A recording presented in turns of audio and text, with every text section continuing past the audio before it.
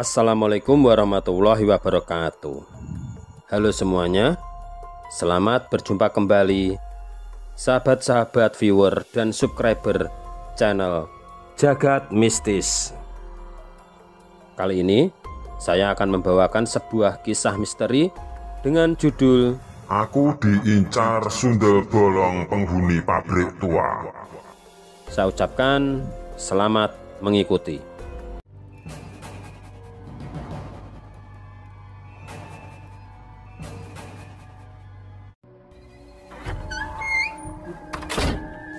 Aku masih ingat, waktu itu hari Kamis sore, tahun 1987.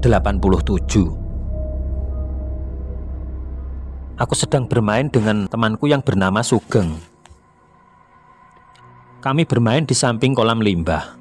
Kami bermain petak umpet bersama dua orang temanku yang lainnya. Jadi total yang bermain petak umpet ada 4 orang. Tanpa sadar, ketika giliran kami mencari Sugeng, kami tidak menemukannya. Seolah-olah tiba-tiba Sugeng menghilang. Tanpa kami sadari, hari mulai gelap dan kami masih belum menemukan di mana keberadaan Sugeng. Hal ini segera aku laporkan kepada orang-orang di sekitar lokasi. Kemudian hal ini segera menyebar dan banyak warga yang ikut membantu. Sebegitu banyaknya warga yang ikut membantu, ternyata tidak membuat Sugeng ketemu. Kemudian salah seorang dari para warga itu berkata, mungkin saja anak itu jatuh ke kolam limbah. Namun beberapa orang membantah, karena kolam limbah itu ditutup oleh pagar kawat sehingga tidak mungkin dapat ditembus. Setelah berdebat dan masih mencari, datanglah mandor yang kebetulan baru mendengar musibah itu. Sang mandor itu bertanya di mana terakhir melihat Sugeng. Konon kata banyak orang, mandor ini adalah orang yang paham dengan hal-hal gaib dan bisa melihat hal-hal di luar logika. Pak mandor kemudian pergi ke sebuah pohon besar di dekat kolam limbah. Setelah kembali, wajah sang mandor tampak murung. Beliau hanya mengatakan, "Wes ikhlas no." Mungkin maksudnya, sudah ikhlaskan saja. Mendengar hal itu, semua orang bingung, termasuk ayahnya Sugeng yang tampak emosi. Kemudian mandor menjelaskan, bila Sugeng itu ada yang ngambil, dan sekarang dia sudah tidak ada atau meninggal, terjatuh di dalam kolam limbah.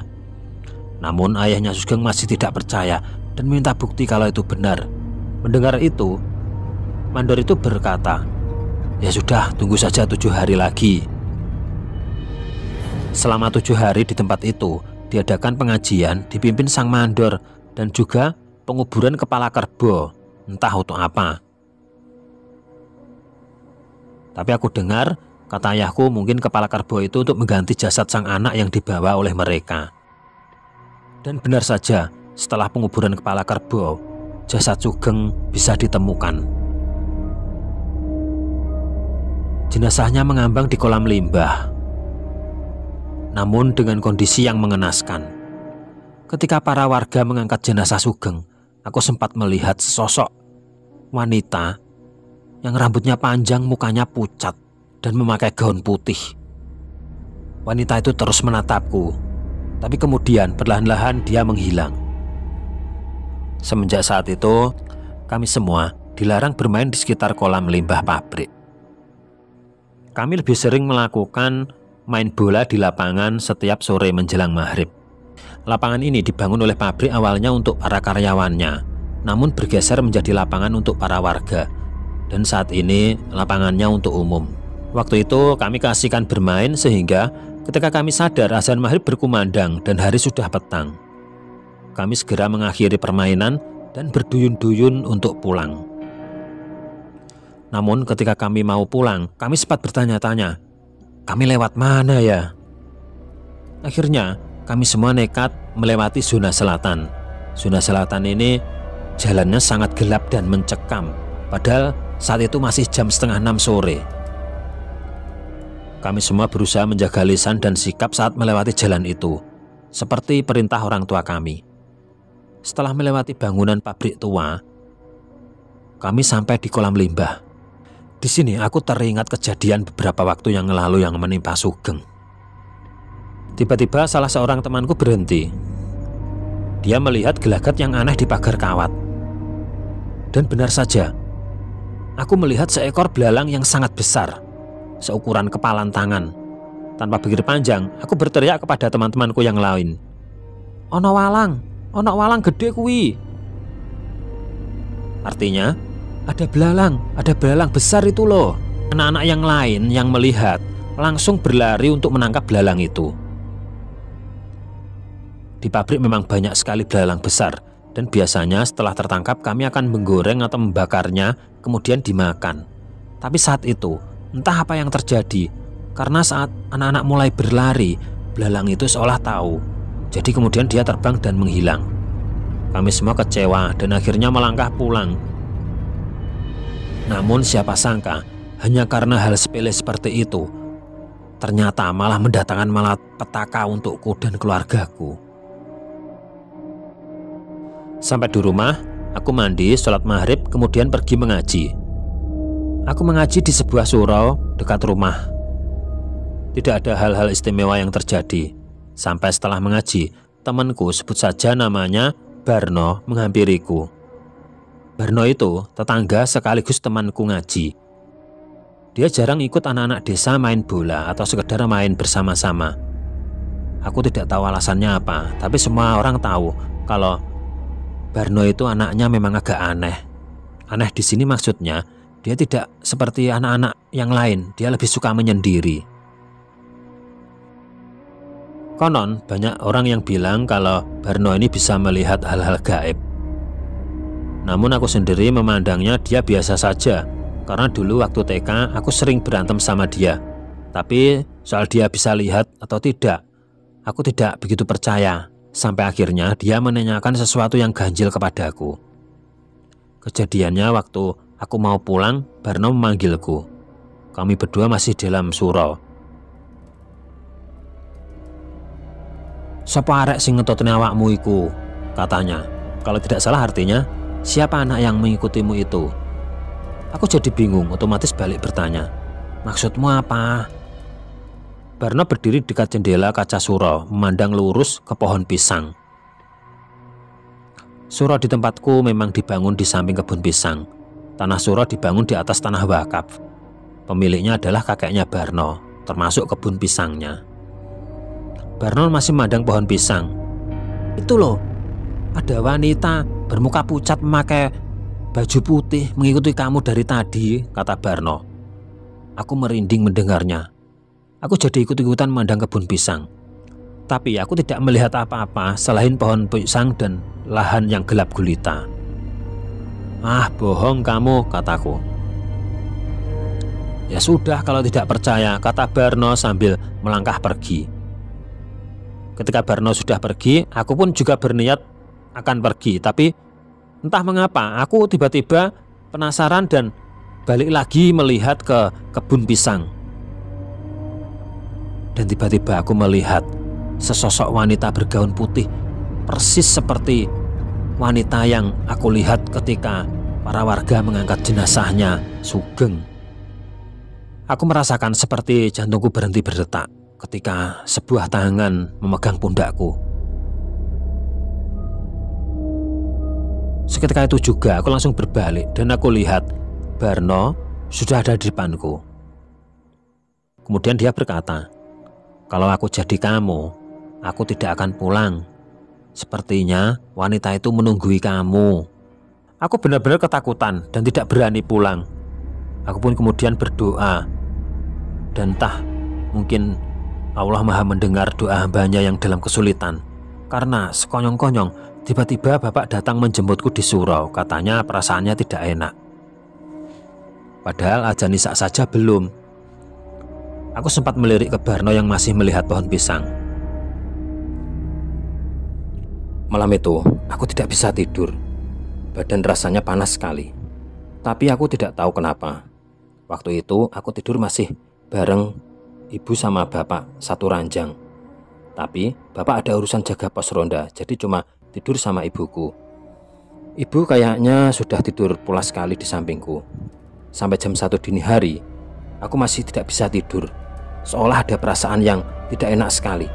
Tapi aku memaksa buat merem. Mungkin dengan begitu aku bisa tidur. Ternyata tetap tidak berhasil. Aku masih terjaga meski kondisi mata terpejam. Semakin lama semakin tidak nyaman. Aku akhirnya membuka mata. Betapa kagetnya aku waktu aku membuka mata. Di depanku sudah berdiri sesosok wanita berwajah pucat, rambutnya panjang dan memakai gaun putih. Persis seperti yang aku lihat di pohon pisang tadi. Kemudian wanita itu duduk dan melotot ke arahku. Tapi dia tidak ngomong apa-apa. Badanku tidak bisa bergerak. Napasku juga tersengal-sengal karena ketakutan. Aku refleks mencolek ibuku di sampingku. Mak, tangi mak. Artinya, Bu, ibu, bangun bu, kataku. Ibuku akhirnya bangun dengan enggan. Tapi begitu melihat aku yang tidak beres, ibuku langsung bertanya dengan wajah khawatir. Ada apa nak? Tanya ibuku. Tidak tahu apa yang terjadi. Bibirku seperti berat buat ngomong. Ibuku semakin yakin. Begitu beliau menyentuh kepalaku yang panas, ibuku jadi semakin panik. Akhirnya aku bisa melawan rasa takutku dan coba ngomong kalau sekarang ada makhluk yang duduk di sampingku di tempat tidurku. Mak, wacana Al-Fatihah mak, wacana mak. Artinya, Bu, bacakan Al-Fatihah bu, bacakan bu, kataku. Ibuku akhirnya membaca surat Al-Fatihah, Al-Ikhlas, dan surat-surat Al-Quran yang beliau hafal. Setelah itu beliau pergi dan kembali bersama bapak yang wajahnya tidak kalah panik. Ayahku yang melihat kondisiku akhirnya berinisiatif memanggil orang pintar yang kebetulan tetanggaku sendiri. Setelah ayahku pergi, ibuku tetap membaca ayat kursi sambil mengusap tanganku. Sementara aku masih dipelototin oleh sosok wanita iblis itu. Dan dia sama sekali tidak bergerak sedikit pun. Ayah kembali bersama seseorang, namanya Mbah Seno. Beliau adalah tetua dan juga orang pintar yang sering dimintai pertolongan hal-hal gaib di desaku. Tepat ketika Mbah Seno datang, wanita itu langsung melotot kepada beliau. Tapi hanya ditanggapi santai. Kemudian Mbah Seno mendekatiku. Beliau duduk kemudian bertanya kepadaku. Hari ini kamu ngapain saja Tona? Aku masih diam, bingung. Mbah Seno minta segelas air putih. Lalu beliau mendoain air itu. Aku yang masih rebahan dipaksa minum dengan posisi tidur. Aku tidak tahu apa Mbah Seno bisa melihat makhluk ini. Karena kesannya Mbah Seno kayak cuek bebek sama makhluk ini. Dan mengajakku ngomong terus. Setelah minum, anehnya aku jadi bisa ngomong lancar. Kemudian Mbah Seno baru bertanya kepada makhluk itu. Apa yang membuatmu datang mengganggu anak ini? Suara Mbah Seno sangat keras dan tegas, bahkan terdengar seperti membentak. Makhluk itu menjawab tidak kalah marah. Arek iki wis ganggu aku. Artinya, anak ini sudah mengusikku. Aku bisa mendengar jelas apa yang Mbah Seno ucapkan dengan makhluk itu. Namun ayah dan ibu tampak bingung memandangku dari samping pintu kamar. Mengusik yang bagaimana maksudmu? Tanya Mbah Seno. Binatang peliharaanku mau diambil sama anak ini, kata jin itu. Mbah Seno hanya diam. Aku bisa melihat beliau sedang berpikir. Kemudian beliau bertanya masih dengan nada membentak. Sekarang kamu maunya apa? Tanya Mbah Seno. Aku minta anak ini, jawab makhluk itu. Aku yang mendengar itu tiba-tiba gemetar kedinginan. Tapi dengan tegas Mbah Seno menolak keras-keras. Tidak bisa.